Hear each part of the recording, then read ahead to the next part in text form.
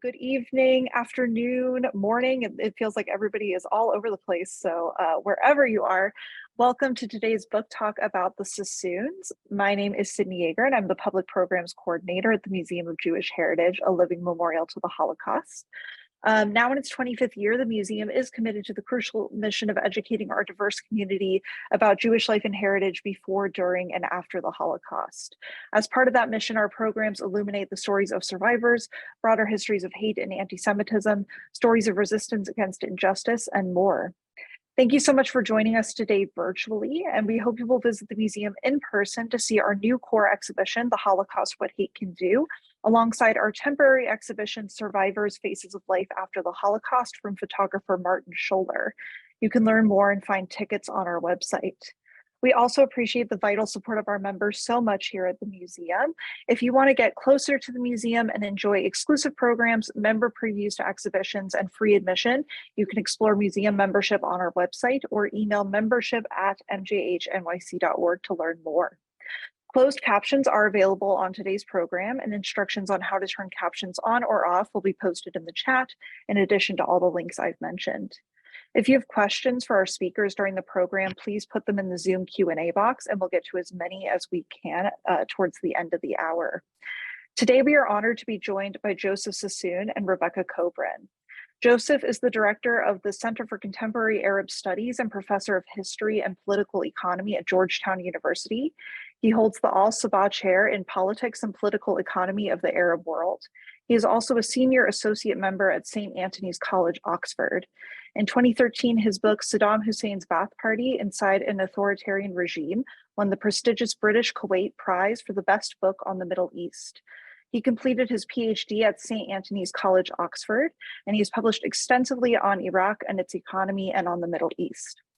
Rebecca is the Russell and Bettina Knapp Associate Professor of American Jewish History at Columbia University, where she is also the co-editor of Columbia's Institute for Israel and Jewish Studies, co-director, pardon me.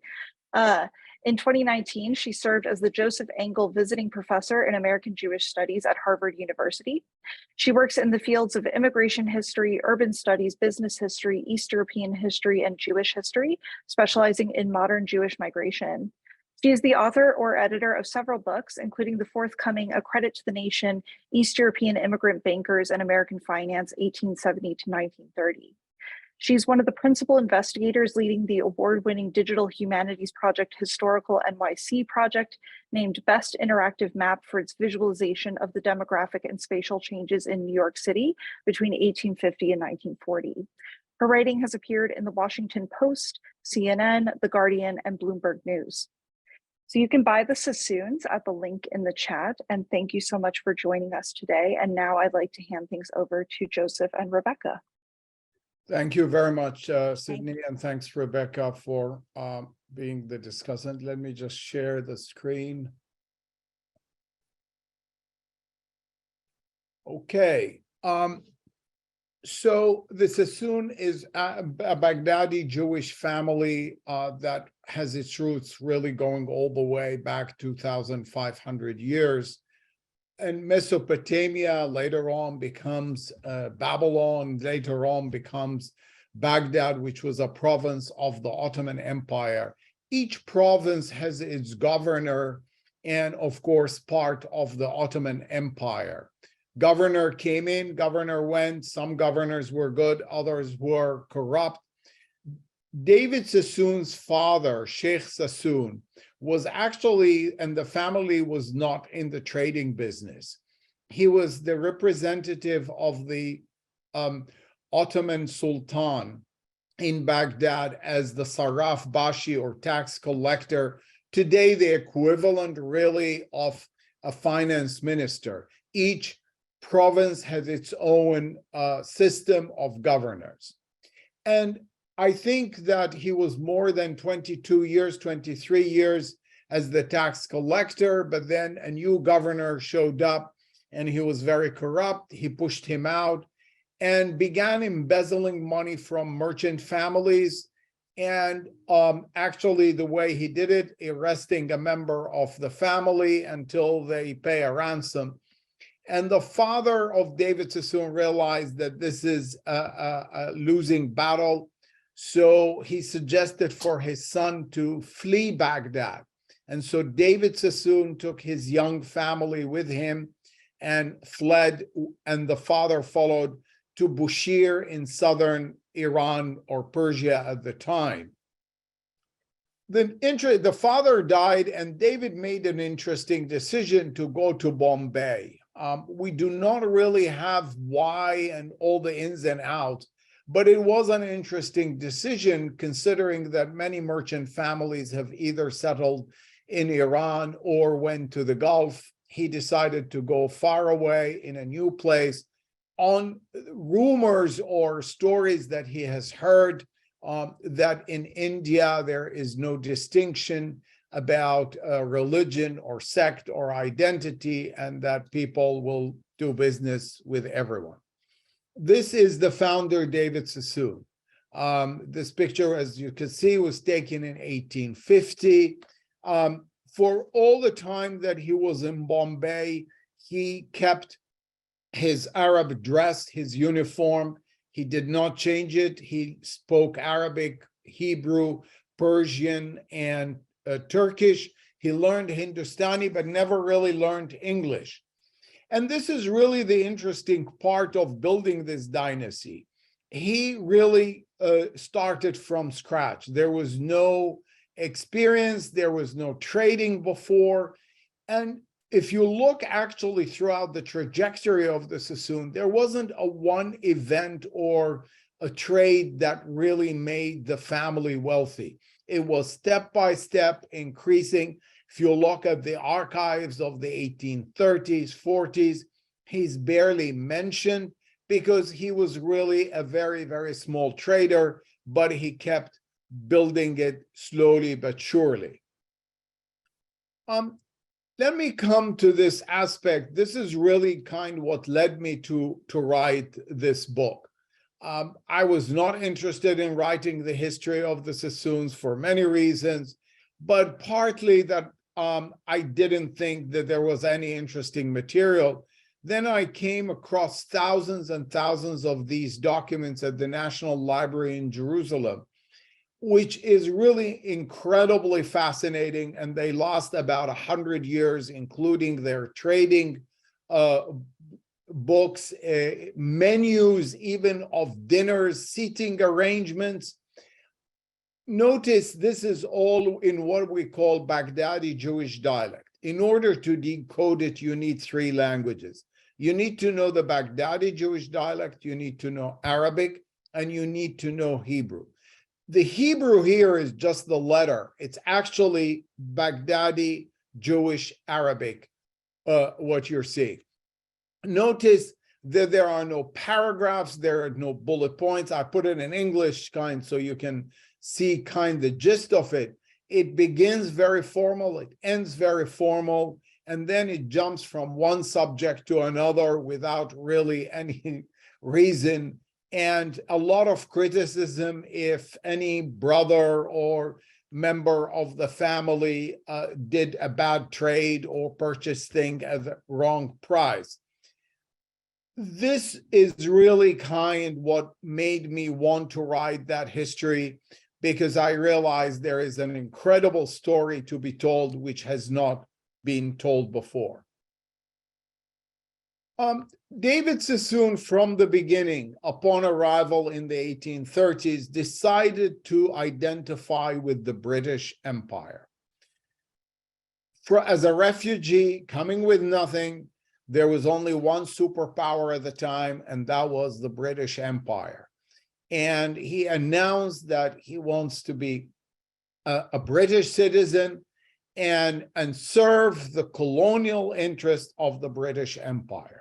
And sure enough, in 1853, so about 20 years after his arrival, although he never set foot in Britain or spoke English, he had to swear allegiance and receive his nationality. By the way, he didn't even muster the ability to sign in English, and he signed it in Hebrew. One of the interesting things, he never understood the swearing of allegiance to a company and not just to a sovereign. I mean, the Ottoman Empire was just a sovereign.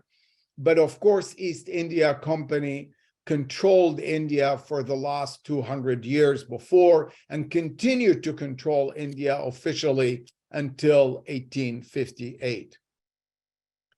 These are the main characters in the book, but there are many more. I just spoke about the founder. His son is Abdullah, and so let me just talk a little bit about the family. His first wife gave birth to 4 children, 2 boys and 2 daughters. She died very early, most probably after the birth of the 4th child, which was very common at the early 19th century. He married a year later, and from his second wife had 10 children who survived. We don't know how many didn't survive. So in total, he had 14 sons and daughters. And I argue in the book that they constituted a small army that with it, he built this vast network across the globe. Elias is the second son who went to China to explore the possibility in the 1840s after the end of Opium War, which opened China to foreigners and it made opium trading as a legal commodity. One of the hidden aspects of this research is discovering Farha. By the way, you see between brackets Flora and Albert, because almost all of them, without exception, in that generation and the next, anglicized their name. And one of the things that really made me happy in figuring it out who she is the fact that she was, in my opinion, the only woman who was a CEO of a global trading firm. She ran the firm from 1895 until 1901. After her husband, Suleiman, who died working in Bombay, she took over.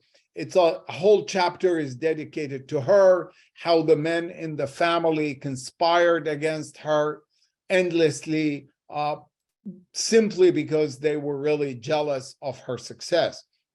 And then the last part of the family is Victor. But before that, when David Sassoon died in 1864, he made it very clear in his will that his eldest son, Abdullah, should inherit the mantleship of the business.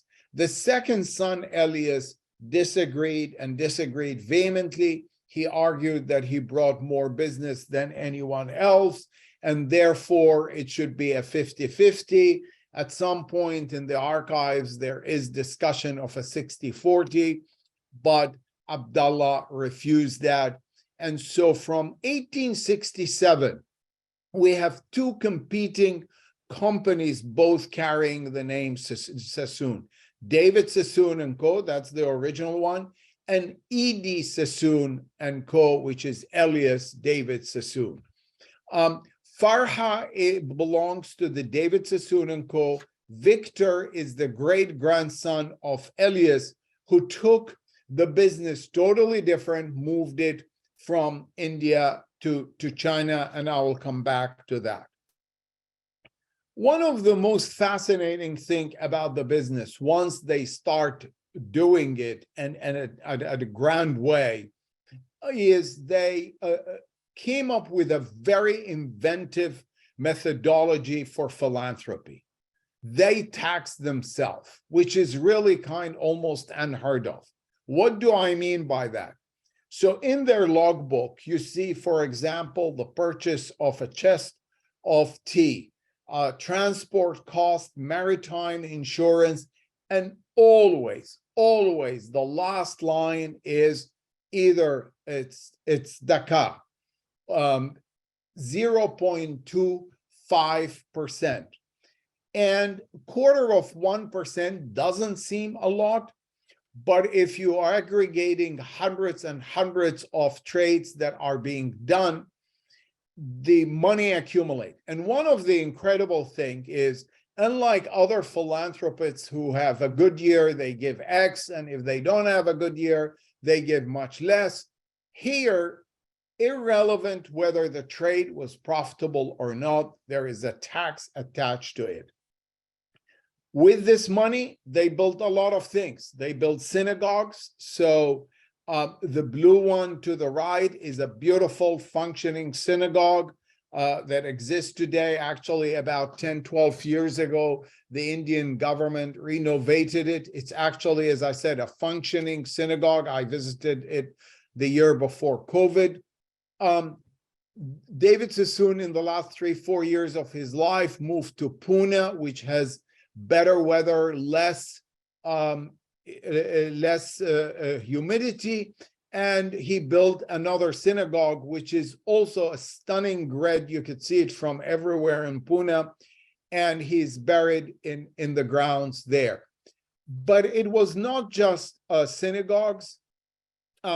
This is the Sassoon Library. If any one of you go today to Mumbai, all you have to do is ask any taxi driver to take you there. It's a functioning library, beautiful building that at some point was really almost a think tank that existed.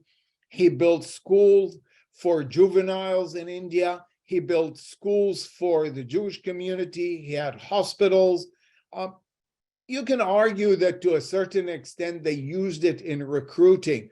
Because of that language that I mentioned before, the pool of talent that they recruited from was relatively limited because they had to go back all the time to Baghdad to recruit from there in order to write in this language. But when they went to recruit, their marketing spiel, if you want, was, well, we have schools for your children, we have hospital, we have synagogues, we even own cemeteries. And so, you know, we will take care of you from the beginning to the end.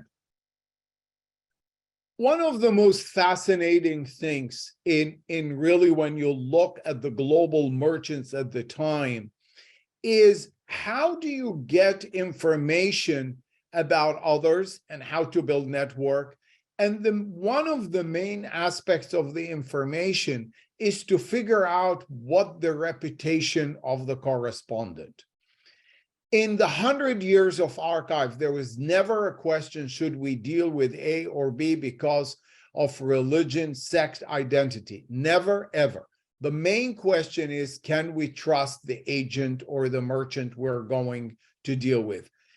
Hence, this emblem that was created after David's death by the oldest son, carry this thing, Emet ve'imuna, Candide Constante. The emblem has also religious symbols to remind them of Baghdad, like the palm tree, but also these have religious connotations.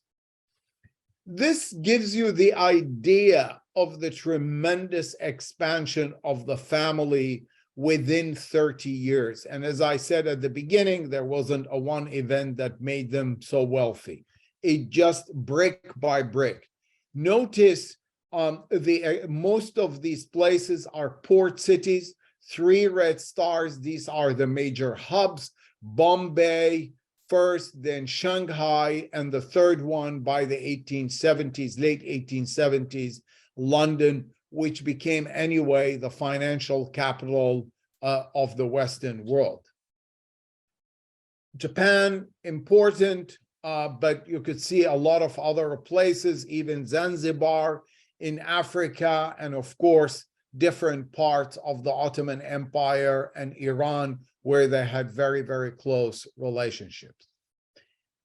One of the biggest changes that take place is after David's death and the split of the family business, that Abdullah began to think about moving to London for 2 reasons, in my opinion. One, because he really believed that London is becoming the center of the financial world, and he has to be there as the chair of the company.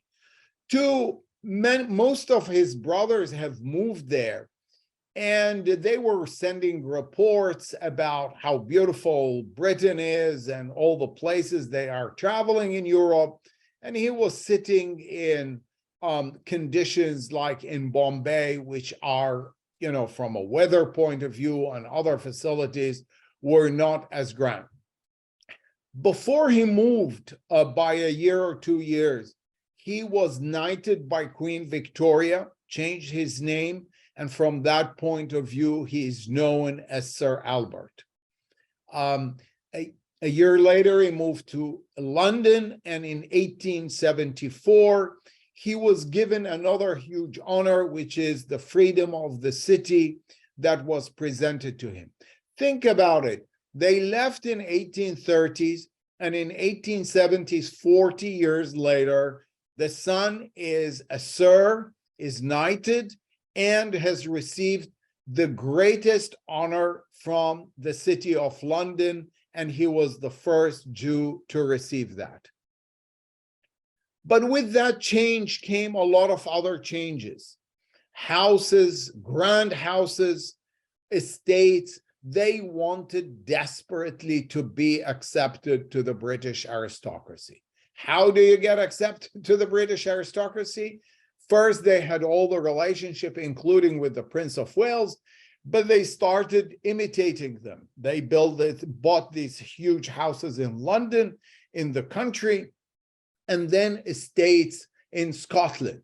And this, to me, signifies really the change. Look at them sitting in the middle of nowhere in Scotland. Now they are doing hunting and shooting and horse riding, the exact antithesis of what David Sassoon. And I think that really signifies why the demise of the dynasty took place as a result of the loss of identity and the loss of drive and hunger. That's the David Sassoon part. The Edie Sassoon, as I said, found a new hero or a new protagonist, and that is Victor Sassoon, who's the great-grandson of Elias. He's inherited the business. And in 1926, he decided that China is going to be more friendly and open in the long term than India. He was convinced that the communism, which was seeping through Europe, is going to take over India. On all those fronts, of course, he proved wrong, but that's not the point. The point is, now there is no more commodity trading. The business is 100% in Shanghai, real estate and all its auxiliaries. To give you an idea of the tremendous wealth, Victor Sassoon moved in 1926 with him 80 million US dollars of 1926. He invested it in the real estate. He built the first skyscraper, bringing a firm from Manhattan that had the specialty of building skyscrapers on the same kind of surface. And that building that you see on the left and on the right, a modern one, still exists. It's a beautiful building. It's today a 5-star hotel. There is even a Sassoon museum in that building. And although it's called, the Peace Hotel or whatever, they kept changing the name depending on who owns it, but outside it states the Sassoon building. He became a dominant figure in Shanghai, and really one of its movers and shakers. By the way, real estate between 96 and 1935 tripled. Fortune magazine put him as the 6th wealthiest man in the world. But then things began to change. 1937, there is a Japanese invasion of Shanghai. He tries to mediate between the Japanese and English. That doesn't work. He left Shanghai, comes back later on, but then World War II erupts. he made again all the wrong conclusions. He thought that Japan will never go to war. He went around America telling everyone who is willing to listen that Japan will never attack the US. We know what happened. And of course, the worst part is 1945, when the war ends. Unlike a lot of other places in the world, it doesn't get rebuilt because another war, the civil war between the communist and the nationalist erupts, which led, as we all know, to the control by the communists. And in 1949, all the buildings, 17 or 18 buildings owned by the Sassoons, were nationalized with absolutely zero compensation. Now, an important aspect of the history of Shanghai is its opening to European Jews. In 1940, 1941, remember, it was getting almost impossible for Jews from Europe to get visas. Shanghai was one of the very few cities that, as long as someone arrived, they allowed people to settle there and to stay. And there is no doubt in my mind that 30,000, 40,000 lives were saved by letting them settle. Not the greatest conditions, but definitely better than what they were facing in Europe. To the left is an old picture that I found of the ghetto, because the Germans were putting a lot of pressure on the Japanese. Why are these Jews going around in Shanghai? You should put them in a concentration camp. They didn't put them, but they kind of enforced a ghetto. To the right, this is a picture I took in 2019. Victor was having also a grand life. He hobnobbed with all the actors and actresses around Hollywood, and most of these, actors and actresses visited Shanghai, which, by the way, in the 1930s was almost a must for any important personality or famous. There were rumors that he dated Marlene Dietrich for some time. And so he enjoyed life. His great love was horse racing. He won the Derby, which is an important race in Britain, 4 times. And when kind of the war ended and everything was nationalized, he made a very interesting remark. He was sitting and they came to tell him that the communists have taken over and announced the nationalization of all foreign assets. He took a deep sigh and said, well, I gave up India and China gave me up.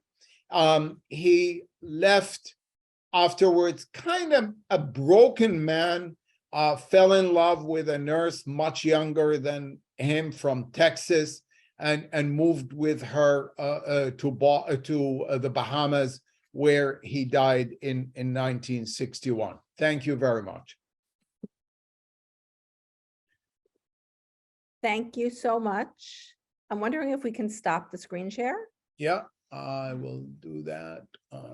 So thank you, everyone who's come. Thank you, Joseph, for this wonderful talk. I've heard pieces of the book for many years, and I just want to say it is a sweeping and riveting family drama and family history, but we're going to focus on 3 other aspects. My questions are going to look at Jewish history, business history, imperial history, but I want everyone to put their questions into the chat, because your questions, I'm gonna talk for a little while, but then I want everyone to put their questions. So I'm gonna start with this overlapping of, as you started, the family drama or the family history and the business history, and thinking through, because you make the argument that, and I'm going to just say this, that the administrative brilliance of the original David Sassoon of Baghdad and the mercantile sophistication of the following generations really built this first global Jewish business, as he showed us in the map. And what they were able to do very well, and this is also key, and I can't emphasize enough for everyone to read through sources in a language with no, there's no paragraphs in the Baghdadi dialect of Judeo-Arabic is a feat unto itself. But by doing that and continuing to use that language, they were able to keep trade secrets, and they were able to grasp the connection between rise and fall of cotton harvests or the Civil War, silk harvests in France, the price of rice in Shanghai, what you could sell sugar for a profit. So I want you to just think about, for us, how, and I want to just tell everyone here, it's a great book. I'm going to just show, it's amazing. Everyone should buy a copy. It's organized temporally, it goes across time, but each chapter is about a different protagonist of a different generation. So it's by members of the family and business. What would you say would be the most important business strategy that they used over the course that helped them become who they were?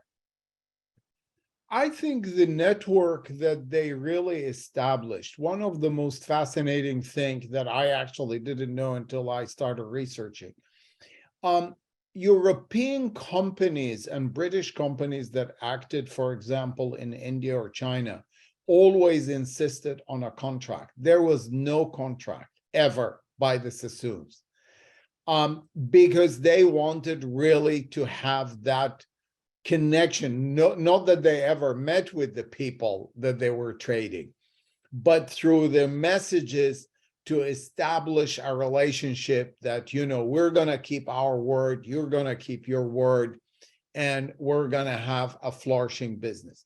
And it's really fascinating to see the loyalty of these agents and merchants that paid off in the long run. And by the way, one of the fascinating things is even personal relationships began to develop between different members of the family and agents or merchants without ever meeting. Abdullah Albert ended up having a very, very good merchants in Isfahan in Iran that they really started, at the end of their letters, there would be a paragraph or two about family problems, happy things, which is absolutely fascinating. But I think that dogmatic, and the preservation of the reputation. David Sassoon kind of drilled in his children, literally in almost every second letter, this mantra, reputation, reputation, reputation. He kept saying, we can do a trade and it goes wrong, we'll lose money, it's fine, there will be another day. But a reputation, you can lose it only once. And it stuck. And the truth is, yes, they lost their money, but not because of bad reputation. Okay, well, that's one of the questions in the chat is about what is left of the Sassoon fortune. But I want you also to reflect on, and I should just say, everyone should read it. It's a beautiful book, but it also speaks a lot about understanding. You froze, Rebecca. But understanding the importance of the business to the family. So I want you to just answer that question, right? About what's left of the fortune, but also about this family. In the book, there is a section that says, where did the money go? Because when you think about the huge amounts that were left, and again, the same thing on the down as in the up, there wasn't one major trade that made David, but there wasn't one major trade that caused the loss. What is left is actually, most of it is really in Bombay and Shanghai.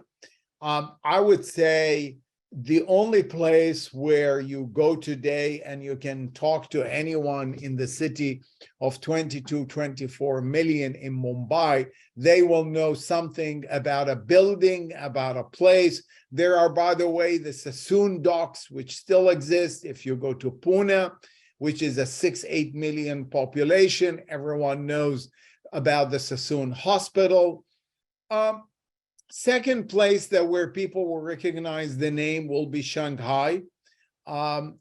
Some in England, because in England, people studied Siegfried Sassoon, the 4th generation, which is in the book, who's a poet, and kind signifies really the transition from that first generation, which knew who it was and clear about their religion and identity, to the all the way to Siegfried Sassoon, that, as he tells it in his memoirs, knew neither that his father was from originally Baghdad or his religion was Jewish. So I think not much is really left. I mean, there is not much wealth.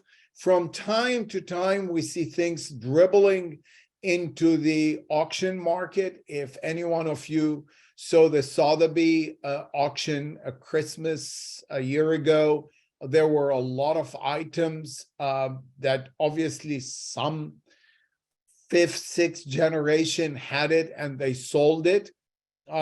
Some of you might have also read in the New York Times what is called the Sassoon Codex. This is the oldest Bible, 1,000-year-old. It's actually not owned by the Sassoons, unfortunately.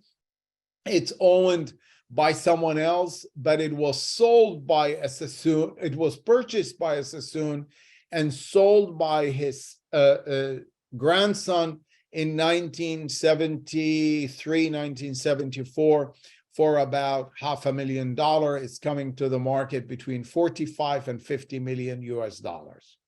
Another bad trade. All right, thank you. So my question is gonna build in other people's questions. So this is the last question about this understanding the relationship between family history, business history, and I would say Jewish history. So there are questions of comparing the Sassoons to the Kaduris and to the Rothschilds. And as people know, the Sassoons were called the Rothschilds of the East, but thinking through what are the similarities and what are the differences between these families, and what can we learn from the similarities and differences of these, I would say iconic Jewish business dynasties? I think what you can learn from the Rothschilds, and by the way, the two families intermarried, and there's a lot about these incredible weddings to European Jewish dynasties.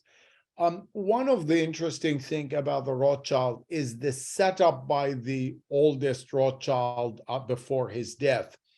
I think that the mistake that David Sassoon did is leaving it only to the oldest son without discussing it.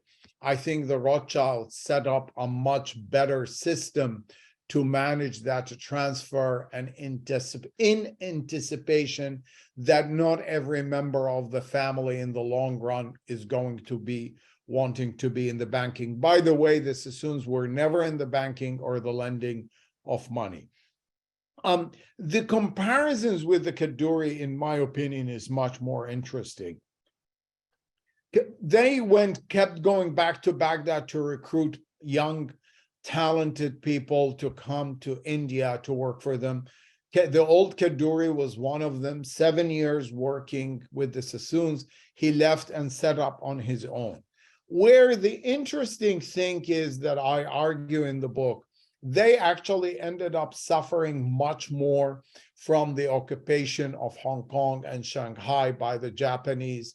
All their assets were the same fate as Victor Sassoon. But in addition, the Kaduris were interned for 2.5, 3 years. Victor was very lucky to have been in the US during Pearl Harbor. And yet, and it's a big yet, is the fact that when the war ended, the Kaduris went back to Hong Kong and decided to rebuild everything from scratch. Victor could have done it. In fact, his right-hand man and first cousin resigned after a major fight between the two of them, telling Victor that he's basically really not being smart in selling these assets and agencies in Hong Kong, I think the reality is the Kaduris rebuilt it. The message is very clear. You know, it needs a drive, it needs hunger, it needs capability to keep going. Victor went like that and didn't feel like rebuilding it and just wanted to take the money and run whatever money is left to the Bahamas. The Kaduris rebuilt it, and kudos to them. Great. So I want to this is the really last question on the family. There's questions about your relationship to your subjects. Well, when David Sassoon left, and this is what I wrote in the book, is not because of anti-Semitism, is because of the fear of the corrupt governor, who, by the way, the Ottomans pushed him out when they found out what happened. The siblings of David Sassoon stayed behind. I am the descendant of one of those siblings who unfortunately decided to stay in Baghdad until the 1970s. And you escaped in some ways. And I escaped in a not dissimilar way from the way David Sassoon. This is the irony of history, to be honest. And the dialect, was it still used when you The were? dialect was still used, absolutely. The dialect was still used, but none of my generation wrote it or knew how to read it. I mean, so it was bizarre coming to it, but we definitely spoke it and we continue to speak it. All right, so now I'm going to shift a little bit and then we're going to open it up to be thinking about this larger, the story you tell is against the backdrop of the rise and fall of one family empire, but also of the British Empire. And as you say, from the beginning, the Sassoons put their fate hand in hand with the British Empire. Even if they can't even write English, they see the British. So I'm wondering what the Sassoons make us think anew about the British Empire and how thinking about the British Empire makes us think about the Sassoons in different ways as well. Yeah, I mean, you see through their history, I guess, the good side of the British Empire. You don't see the negative aspect, although the more you dig in the way they treated India and the Indians, through the rebellion, the sacrifices that Indian soldiers did in World War I, in World War II, where really, truly millions sacrificed themselves in the war, and yet it was really badly mismanaged. There were starvation, diseases, and very little investment in structure of the country, and that doesn't change until much, much later, and of course comes too late, and for any changes. The Opium War, which obviously also another side of the British, where the ideology of a free trade really became so encompassing that they believed that free trade should take place and no one should interfere, neither government nor any other country. If there are buyers and sellers, then they should do their business on their own without interruption. But on the other hand, it did provide safety, security. There is no doubt that the Sassoons were accepted first in India. And in spite of the rampant anti-Semitism that prevailed in Britain at the end of the 19th century, when you look at the whole thing, you have to say that their absorption, acceptance in the upper class was very successful. Albert's son, Edward, who married the Rothschild, becomes a member of parliament by the 1920s. Philip Sassoon, another member of parliament, Under-Secretary of State for the Air Force. Rachel Beer Sassoon, 1916, the first editor of a national newspaper. Remember, 1916, that women could not vote in Britain, and yet here is this woman running as the editor of the biggest national newspaper. I don't want to tell you when the first woman took place as an editor in America. Even later. So I want to just urge people, I'm opening up, I'm going to try to get to as many questions as possible. So please use the chat to ask questions. So here's a question. Did the Sassoons have ethical hesitancy about their dependence, the dependence of their business on opium? I don't think so, no, and I write a lot about it in the book and criticize, but also I say that we need to look at it from the point of view of 1850 and not the second decade of the 21st century. One, it was legal not just in India and China, but it was legal in America, in Britain, France. You could go to any pharmacy until 1907 and 1908, and the pharmacist in New York or Paris or London could prescribe for your headache or stomach ache opium. It was a commodity that it traded and quoted in the financial newspaper, no different from gold or silver. And last but not least, I don't think you can compare it with today because they didn't market the product. Peasants were selling opium. One year they would produce wheat or rice. The next year they produce opium. And they were basically purchasing at a commodity and selling it, no different from any other commodity that they traded. Having said all that, I think that at some point, particularly towards the end of the 19th century, alarm bells should have rung. But and I keep going on one hand, on the other hand, in 1895, the British Parliament, under pressure from Christian religious group missionaries, put together a commission of inquiry, which interviewed 20,000 people, including more than 200 medical experts. Conclusion, this is all exaggeration. If you ban alcohol, if taken in small amounts, it's not harmful. So think about it in those days and not in 2023. Thank you. So I'm now combining, and we're going to focus on the Jewish history part of why this is important, a book important for Jewish history. I would say it reads as a cautionary tale, as you've been saying, how the family totally loses their Jewish identity. So there's question is any member of the original David Sassoon family still Jewish? That's one. And could you talk about, have you been in touch with any of these distant cousins as part of writing of the book?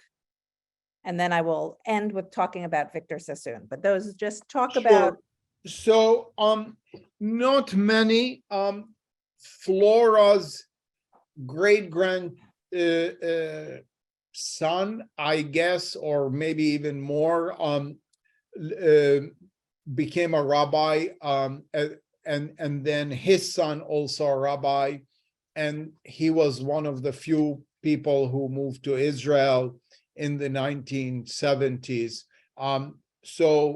Yes, that part stayed, very Jewish, very traditionalist.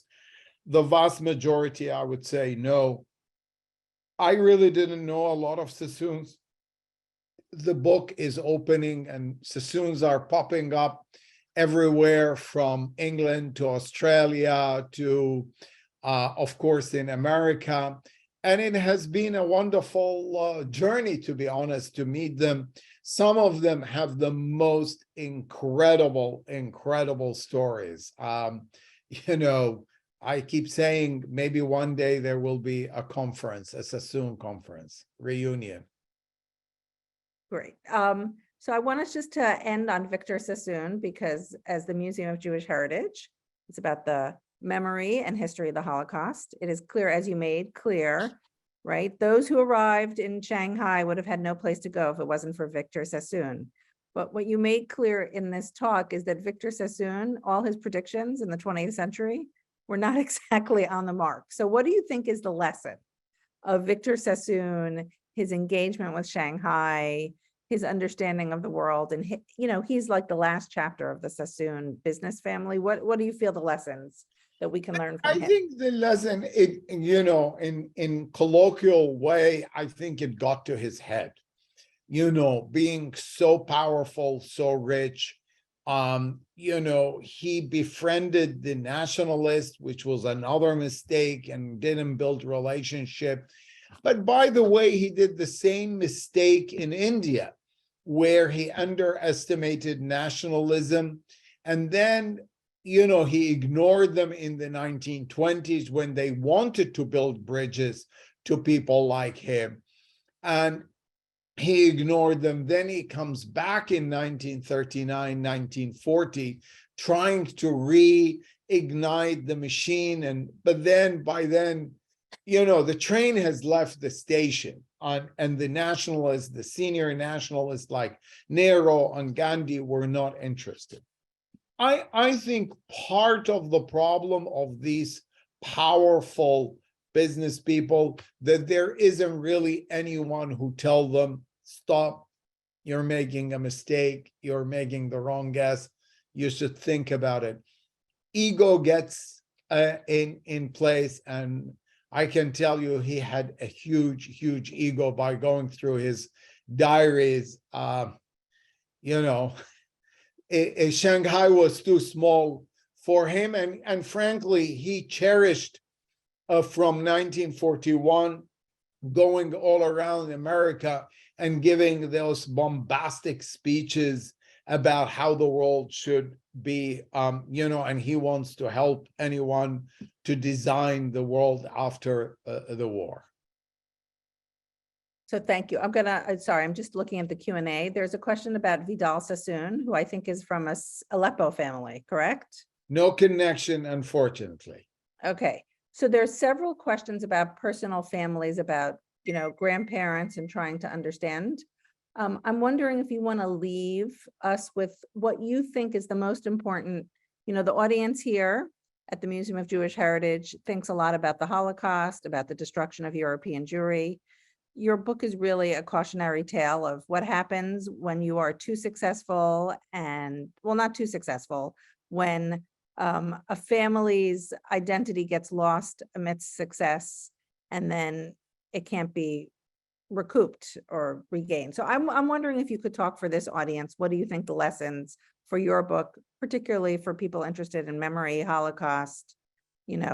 As I said, the Far East would have not been a comfortable place in any way if it wasn't for Victor Sassoon. There wouldn't have been a place. But just thinking through, what do you think is the most important?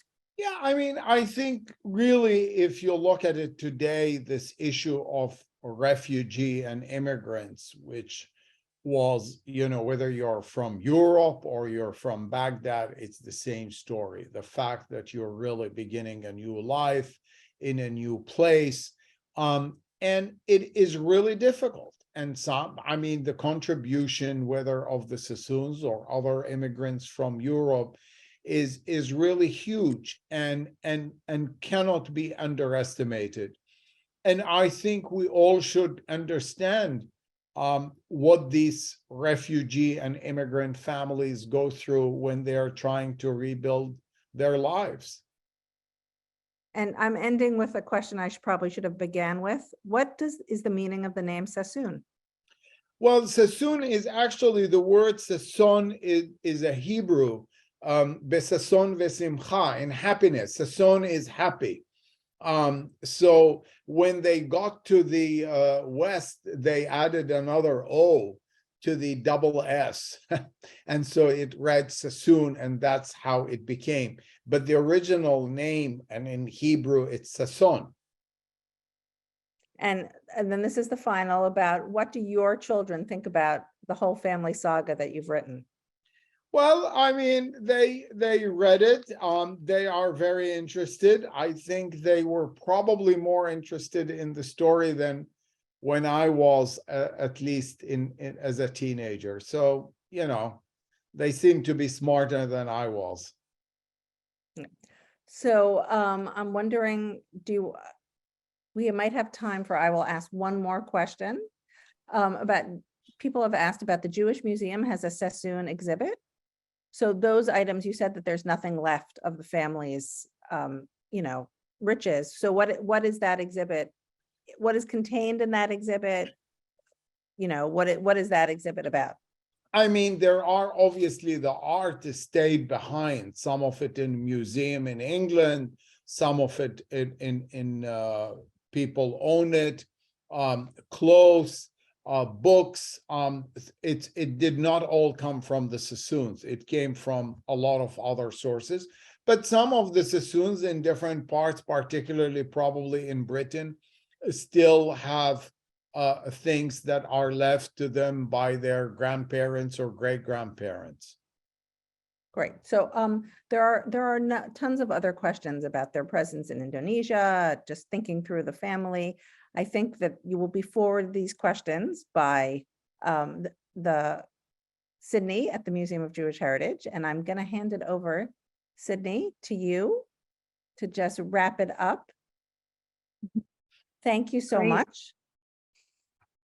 Yeah, thank you both so much for this really fascinating conversation. Joseph, thank you so much for sharing all this information. And Rebecca, thank you so much for being such an excellent moderator and really parsing through. We got a lot of questions, so I really commend you on that. And this was so interesting for me, and I learned so much. And for all of you out there in the virtual land, we really appreciate you for being with us today. And I highly encourage you to buy the Sassoons, which you can do at the link in the Zoom chat. If you enjoyed today's program, we hope you'll consider making a donation to support the museum at mjhnyc.org/support and joining us for our upcoming programs, which you can find at mjhnyc.org/current events.